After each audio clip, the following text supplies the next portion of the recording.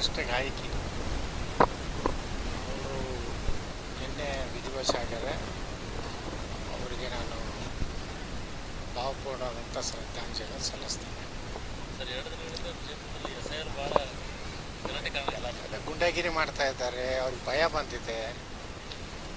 ಅವೆಲ್ಲ ಮತಗಳು ಬೋಗಸ್ ಮತದಾನ ಮಾಡ್ಯಾರಲ್ಲ, ಇಟ್ಟು ದಿವಸ ಸತ್ತವ್ರದ್ದು ಹುಟ್ಟಿಂಗ್ ಹಾಕ್ಯಾರ, ಮಾರು ವಿಷಯದಲ್ಲಿ ಬಂದು ಹುಟ್ಟಿಂಗ್ ಹಾಕ್ಯಾರ, ಕೈಗೆ ಹಚ್ಚಿದಂಥದ್ದು ಯಾವುದೋ ಕೆಮಿಕಲ್ ಹಚ್ಚಿ ಅಳಿಸ್ಕೊಂಡು ವೋಟಿಂಗ್ ಹಾಕ್ಯಾರ. ಈಗ ಇದು SIR ಆಗೋದ್ರಿಂದ ಯಾರು ಸತ್ತವ್ರದ್ದೆಲ್ಲ ಫೋಟೋಗಳು ಡಿಲೀಟ್ ಆಗ್ತಾವೆ, ಮತ್ತು ನಕಲಿ ಫೋಟೋ ಹೊರಗಿನವ್ರದ್ದು ಏನು ಮಾಡ್ಯಾರ ಅವೆಲ್ಲ ಡಿಲೀಟ್ ಆಗ್ತಾವೆ. ಅದಕ್ಕೆ SIR ಇದರಲ್ಲಿ ಯಾರು ಹಸ್ತಕ್ಷೇಪ ಮಾಡಬಾರ್ದು. ಇವತ್ತು ಜನಪ್ರತಿನಿಧಿಗಳು ಸಹಿತ BLO ಜೊತೆಗೆ ಒಂದು ರೀತಿ ಪ್ರೀತಿಯಿಂದ ಏನು ತಪ್ಪಾಗಿದ್ದರೆ ಹೇಳಬೇಕು, ಆದರೆ ಎಲ್ಲರಿಗೂ ಅಧಿಕಾರ ಐತಿ. ನೀ ಯಾಕೆ ಬಂದೆ ಇವೇನು MLA ಅಲ್ಲ, MP ಅಲ್ಲ, ಅಥವಾ ಈ ಬಿಜಾಪುರದ ಆದಿಲ್ ಸಾಯನ ಮರಿಮೊಮ್ಮಗನೂ ಅಲ್ಲ. ಆದಿಲ್ ಸಾಯನೂ ಹೋಗ್ಯಾನ ಆ ಕಡೆ ಹೋಗ್ಕೋತ. ಇವರೆಲ್ಲ ಗುಂಡಾಗಿರಿ ಮಾಡೋದು, ಹಂಚೋದು, ಹಿಂದೂಗಳ ಏರಿಯಾದಾಗ ಬಂದು ಮತದಾನ ಅವರು ಸರಿಯಾಗಿ SIR ಆಗ್ಲಾರ್ದಂಗೆ ನೋಡ್ಕೋದು. ಇದು ಉದ್ದೇಶ ಏನಂದರೆ ಮುಂದಿನ ವಿಧಾನಸಭೆಯಲ್ಲಿ ಹಿಂದೂ ಅಭ್ಯರ್ಥಿ ಆರ್ಚ್ ಬರಬಾರ್ದು. ಮತ್ತು ಹೆಂಗೆ ಪಶ್ಚಿಮ ಬಂಗಾಳದಲ್ಲಿ ದಬ್ಬಾಳಿಕೆ ದೌರ್ಜನ್ಯ ಈಗ ಅವ್ರು ದಬ್ಬಾಳಿಕೆ ನೋಡಿಬಿಟ್ರೆ ಮುಂದೆ ಅವರು MLA ಆಗಿದ್ರ ಗತಿ ಏನು ಅನ್ನೋದು ಈಗ ಜನರಿಗೆ ಗೊತ್ತಾಗಲಕತ್ತೈತೆ. ಅದಕ್ಕೆ ನಾ ಎಲ್ಲ ಹಿಂದೂಗಳಿಗೆ ವಿನಂತಿ ಮಾಡ್ಕೋತಾನಂದರೆ ಯಾರಿಗೂ ಹೆದರಬೇಡ್ರಿ. ನಾಳೆಯಿಂದ ನಾನು ಅಡ್ಡಾಡ್ತೀನಿ ಆ ಜಿಲ್ಲೆ DC ಅವ್ರಿಗೆ ಮತ್ತು ನಮ್ಮ ಚುನಾವಣೆ ಅಧಿಕಾರಿಯನ್ನು ಕಾರ್ಪೊರೇಷನ್ ಕಮಿಷನರ್ ಪತ್ರ ಬರೀಲಾಕತ್ತೀನಿ. ಇವತ್ತು ಯಾವನೋ ಒಬ್ಬ ಎಕ್ಸ್ ಮೆಂಬರು ಒಂದು ಮಸೂತಿ ಒಳಗೆ ಮೀಟಿಂಗ್ ಮಾಡ್ತಾನೆ. BLOಗಳು ಯಾರು ಅಧಿಕಾರ ಕೊಟ್ಟರು ಅವನಿಗೆ? ಅವ ಯಾವ ಅದನ್ನು ಕಂಡಕ್ಟ್ ಮಾಡೋದವ ಯಾವ ಅಧಿಕಾರಿ? ಅವನು ಸಸ್ಪೆಂಡ್ ಮಾಡ್ಬೇಕಂತ ಹೇಳಿದ್ದೀನಿ. ಇವತ್ತು ನಾಳೆ ನಾನು ಜಿಲ್ಲಾಧಿಕಾರಿಗಳು ಪತ್ರ ಬರೀಲಕತ್ತೀನಿ. ಈ ರೀತಿ BLOಗಳು ಮೀಟಿಂಗ್ ಕರೀಲಕ್ಕೆ ನನಗೂ ನಾ ಆ್ಯಸ್ ಎ MLA ಕರೀಲಕ್ಕೆ ನನಗೆ ಅವಕಾಶ ಕೊಡಬೇಕು, ಕಾನೂನಿನ ಚೌಕಟ್ಟಿನಲ್ಲಿದ್ದರೆ. ಇರಲಿಲ್ಲ ಅಂದರೆ ಅವನ ಮ್ಯಾಗ ಆ್ಯಕ್ಷನ್ ಆಗಬೇಕು. ಅವನ ಆಫೀಸರ್ ಯಾಕೆ ಹೋದವ BLOಗಳನ್ನ ಕರ್ಕೊಂಡು, ಅವನ ಮ್ಯಾಗೂ ಕ್ರಿಮಿನಲ್ ಕೇಸ್ ಆಗಬೇಕು ಹೊರತಿ ಮೇಲೆ. ಮತ್ತು ಹೊರತಿಗೆ ಪ್ರಚೋದನೆ ಮಾಡೋದಂಥ ಏನು ವ್ಯಕ್ತಿ ಅದನ್ನಲ್ಲ, ಅವನ ಮ್ಯಾಗೂ ಕೇಸ್ ಆಗಬೇಕು. ಈಗ ನಕಲಿ ಓಟು ಮಾಡ್ಯಾರ ಬಸವನಗೌಡ್ರ ಅಂತ ಹೊಯ್ಕೋತಾರಲ್ಲ, 30,000 ಓಟ್ ಚಿಂಚೋಳಿದಿಂದ ಇಲ್ಲಿ ತರ್ಲಿಕ್ಕೆ ಆಗ್ತತೇನ್ರಿ? ಅಂತ 3 ಕನ್ನಡ ಮಕ್ಕಳದಾರ ಇವರು. 30,000 ಮಂದಿನ ಚುನಾವಣೆ ವೋಟಿಂಗ್ ಟೈಮ್ನಾಗ ತರುವಂಥದ್ದು ಸಾಧ್ಯ ಐತೆ. 30,000 ಎಷ್ಟು ವಾಹನಗಳು ಬೇಕಾಗ್ತದೆ? ಒಂದು ಕಾರ್ಯಕ್ರಮಕ್ಕೆ ಜನರನ್ನ ತರೋದಾಗೋದಿಲ್ಲ 30,000 ಜನರನ್ನ. ಅಲ್ಲಿಯೂ ನೋಡ್ರಿ ಸೇಮ್ ಹೆಸರಿನವ್ರು ಇರ್ತಾರೆ. ಅಲ್ಲಿ ಬಸವನಗೌಡ ರಾಮನಗೌಡ ಪಾಡ್ಲೆ ತಿರ್ಬಾರ್ದನ್? ಅಲ್ಲಿಯೂ ಶಿವಪ್ಪ ಕಲ್ಲಪ್ಪ ಕತ್ತನಹಳ್ಳಿ ತಿರ್ಬಾರ್ದನ್? ಇಲ್ಲಿ ಬಿಜಾಪುರನಾಗೆ ಕತ್ತನಹಳ್ಳಿ ಅವ್ರು ಇರ್ಬೇಕನ್? ಹಂಗೆಲ್ಲ ಸೇಮ್ ನಾವು 12,000 ಇಂಥ ವೋಟರ್ಸ್ಗಳು ಸೇಮ್ ಹೆಸರು ಇದ್ದವ್ರು ನಾವು ತೆಗೆದು ತೋರಿಸಿವಿ. ಚಿಂಚೋಳಿ ಒಳಗಿದ್ದವ್ರ ಹೆಸರುಗಳು ಆ ಫೋಟೋ ಬೇರೆ ಅದಾವೆ, ಊರು ಬೇರೆ ಐತಿ. ಸುಮ್ಮನೆ ನೋಡ್ರಿ, ಈಗ ಸುಪ್ರೀಂ ಕೋರ್ಟ್ ತನಕ ಹೋದ.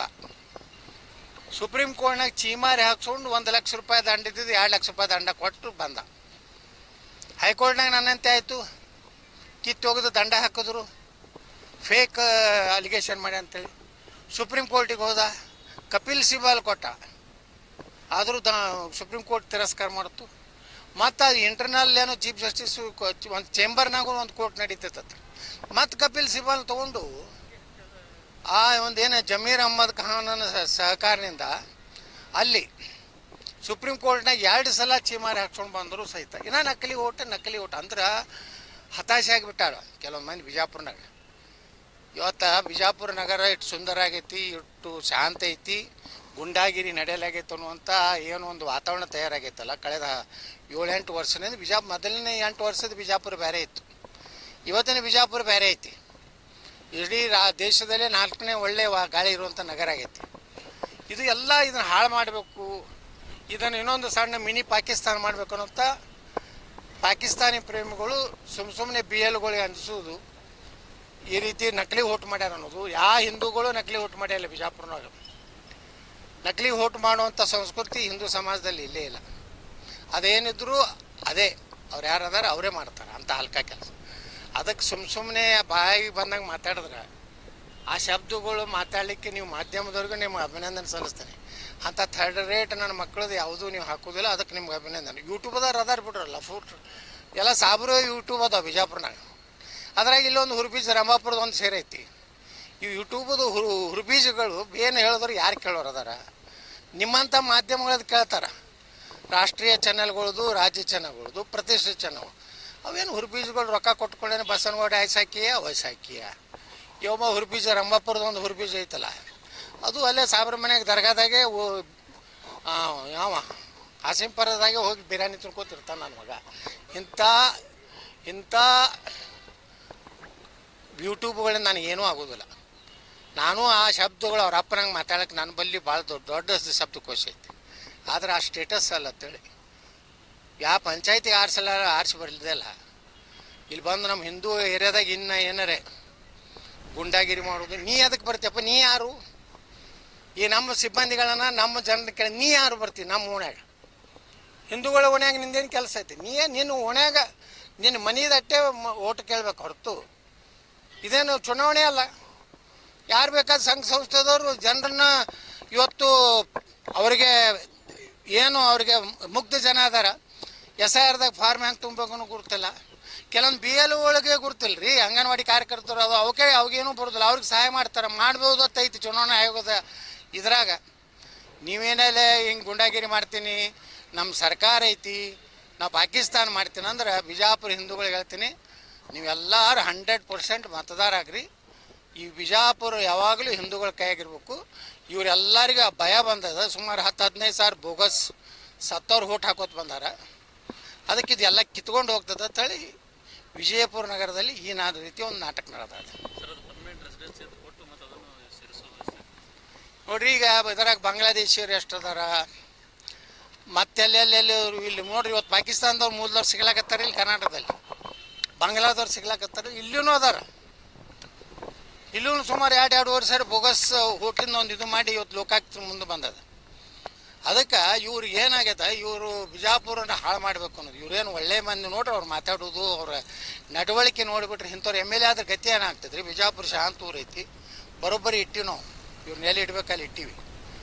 ಇನ್ನು ಮುಂದೂ 2028ಕ್ಕೆ ನಾವೇ ಆರಿಸಿ ಬರೋರು. BJP ಅವ್ರಿಗೆ ಹೇಳ್ತೀನಿ, ನೀವೇನು ಕೆಸೋದ್ರು ನಿಮ್ಗೆ ಯಾರಿಗೂ ಟಿಕೆಟ್ ಸಿಗೋದಿಲ್ಲ. ನೀವು ಯಾರು ಬೇಕಾದ್ರೆ ಹಾರಾಡ್ರಿ, ಅಲ್ಲೇ ನಿಮ್ಮ ಓಣ್ಯಾಗೆ ಹಾರಾಡ್ರಿ. ಈಗ ಹೊಸ ಅಂಗಿ ಹೊಲಿಸಿದ್ರು BJP ಟಿಕೆಟ್ ಸಿಗ್ತದೆ ಅಂತೇಳಿ. ಮೊನ್ನೆ ನಾ BJPಗೆ ಓಟ್ ಹಾಕಿದ್ಮ್ಯಾಗ ಮತ್ತೆ ಅಂಗಿ ಹೋಗೋದು ಜೀನ್ಸ್ ಪ್ಯಾಂಟ್ T-ಶರ್ಟ್ ಹಾಕೊಂಡು ಅಡ್ಡಾಡಕತ್ತಾರ. ಯಾಕಂದ್ರೆ ಸಿಕ್ಕೇ ಬಿಡ್ತು ಅಂತೇಳಿ. ನಾನೇನೋ ಕಾಂಗ್ರೆಸ್ಗೆ ಓಟ್ ಹಾಕ್ತೀನಿ, ಹೊರಗೆ ಹೋಗ್ತಾನ, ಯತ್ನಾಳ್ ಮುಗೀತು ಅಂತ ತಿಳ್ಕೊಂಡಿದ್ರು. ಮತ್ತು ಅಂಗಿ ಕಳೆದು ಯಾಕಡೆ ಮಾರಿ ಮಾಡ್ಕೊಂಡು ಗಡ್ಡೆ ಬಿಟ್ಕೊಂಡು ಅಡ್ಡಾಡಕತ್ತಾವ. ಬರೋದು ಬಿಡೋದು ಅದು ಮುಂದದು. ಆದ್ರೆ ಮೊನ್ನೆ BJPಗೆ ನಾವು ಓಟ್ ಹಾಕಿದ್ದೆ. ಅದಕ್ಕೆ ಹಾಕಿದೆ, ನಾ ಯಾವ ಪಕ್ಷದಿಂದ MLA ಹಾಕೀನಿ, ಅದಕ್ಕೆ ವೇದಿ ಹೊಡ್ಕೊಂಡವು. ನಾವ್ರೇನು ತಿಳ್ಕೊಂಡಿದ್ರು, ಒಂದು ಏನೋ ಕಾಂಗ್ರೆಸ್ನವ್ರು ಒಂದು 7-8 ಕೋಟಿ ರೂಪಾಯಿ ಕೊಡ್ತಾರೆ, ಅಭಿವೃದ್ಧಿಗೇನೋ ಒಂದು ಏನೋ 50 ಕೋಟಿ ರೂಪಾಯಿ ಕೊಡ್ತಾರ್ತೇನೋ ಆಶ್ವಾಸನೆ ಕೊಟ್ಟು ಓಟ್ ಹಾಕಿಲ್ಲ. ಮಂದಿ BJP ಹಾಕ್ಯಾರಲ್ರಿ. ಯಾರು ಹಾಕ್ಯಾರೋ ಗುರುತಲ್ಲ, ರಾಜ್ಯಾಧ್ಯಕ್ಷರೇ ಹಾಕ್ಸಾನ ಅಂತ ನಮಗೂ ಸುದ್ದಿ ಐತಿ. ಅವನೇ ಇಲ್ಕಂದ್ರೆ ನೀವು DK ಶಿವಕುಮಾರ್ ಹೇಳ್ದಂಗೆ ಹಾಕಲಿಲ್ಲ ಅಂದ್ರೆ ನಾನು ಎಲ್ಲ ಹಗರಣಗಳು ತೆಗಿತಾನ. ವೋಟಿಂಗ್ ಆದ್ಮ್ಯಾಗ ವಿಪ್ ಇಶ್ಯೂ ಮಾಡ್ತಾರೆ.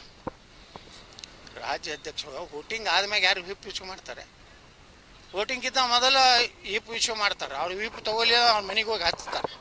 ಇವ ಅಧ್ಯಕ್ಷ ಅಲ್ಲಿ ಓಟ್ ಹಾಕಿ ಬರ್ತಾರೆ, ಅಲ್ಲಿಂದ ವಿಪ್ ಬರ್ತಾರೆ. ಅಂದ್ರೆ ಭಾರಿ ವ್ಯವಸ್ಥಿತವಾಗಿ DK ಶಿವಕುಮಾರ್ಗೆ ಸಹಾಯ ಮಾಡಲಿಕ್ಕೆ ಈ ರಾಜ್ಯಾಧ್ಯಕ್ಷ ಅತ್ಯಂತ ನಾಚಿಕೆಗೇಡಿ ಕೆಲಸ ಈ ರಾಜ್ಯದಲ್ಲಿ ಮಾಡ್ಯಾರ. ಹೌದು, ನಾ ಯಾಕೆ ಕೊಟ್ಟೆ ಅಂದ್ರೆ ನೋಡ್ರಿ, ನಾ ಬರೀ ಹೋಗಿ ಅಲ್ಲಿ ನಾನು ಏನಾರೇ ಓಟ್ ಹಾಕಿದ್ರೆ ಈ ನನ್ನ ಮಕ್ಕಳು ಅದಾರಲ್ಲ, ಅವನು ಫೇಕ್ ಅಕೌಂಟ್ ಅದಲ್ಲ ಸಾಮಾಜಿಕ ಜಾಲದ, ಆದರೂ ಹಾಕಿದ್ರು ಅವರು. ಯತ್ನಾಳರು ಕಾಂಗ್ರೆಸ್ಗೆ ಹಾಕಿದ್ದಾರೆ ಅನ್ನೋ ಸಂದೇಹವಿದೆ. ನಿಮ್ಮ ಅಭಿಪ್ರಾಯ ಏನೋ ಹಾಕಿಸಿದ್ದ. ನಾ ಇಷ್ಟೇ ಹೇಳ್ತೀನಿ ವಿಜಯೇಂದ್ರಗೆ, ನನ್ನ ವೈಯಕ್ತಿಕ ವಿಚಾರನಾಗ ನನ್ನ ಕುಟುಂಬದ ಬಗ್ಗೆ ಏನಾರೇ ನೀನು ಕೆಟ್ಟ ಶಬ್ದಗಳನ್ನು ಹಾಕಿದೆ ಅಂದ್ರೆ ನಿನ್ನ ಕುಟುಂಬದ ಇತಿಹಾಸ ನನ್ನ ಬಳಿ ಐತಿ. ನಿಮ್ಮ ಅಪ್ಪಂದು ನಿಮ್ಮ ಅವ್ವಂದು ಎಲ್ಲ ನನ್ನ ಬಳಿ ಇತಿಹಾಸ ಐತಿ. ನೀ ಹುಷಾರಲ್ಲೇ ಅಟ್ಟೆ ಇರಬೇಕು. ನಿನಗೆ ನಕಲಿ ಏನೋ ಫೇಸ್ಬುಕ್ನಾಗ ಅಕೌಂಟ್ ಮಾಡಿ ಅಸಹ್ಯ ಬರೆಸ್ತೀಯಲ್ಲ, ನಿನ್ನ ಇತಿಹಾಸನೂ ನನಗೆ ಗೊತ್ತೈತಿ. ನಾನು ಬರ್ಸ್ಲಕ್ಕೆ ಚಾಲು ಮಾಡ್ತೀನಿ ಅಟ್ಟೆ. ಈಗ ಹೋಗೋ ಕಾಲ ಬಂದೈತಿ, ನನ್ನ ಮುಗಿದೈತಿ. ನೀ ಎಷ್ಟು ಶ್ರೇಷ್ಠ ಎಷ್ಟು ಒಳ್ಳೆಯ ರಾಜಕಾರಣಿ ಅಂತ ಗುರ್ತಾಗೈತಿ, ಭಾಳ ಹಾರಾಡಬೇಡ. ನೀ ಏನಾರೇ ವೈಯಕ್ತಿಕ ನಾನು ವಿಷಯ ಹಾಕಿದಿ ನಿನ್ನ ಚೇಲಾಗಳ ಕಡೆಯಿಂದ, ಅದಕ್ಕಿಂತ ಕೆಟ್ಟ ವಿಷಯಗಳನ್ನ ನಾನು ಹೇಳ್ತೇನೆ.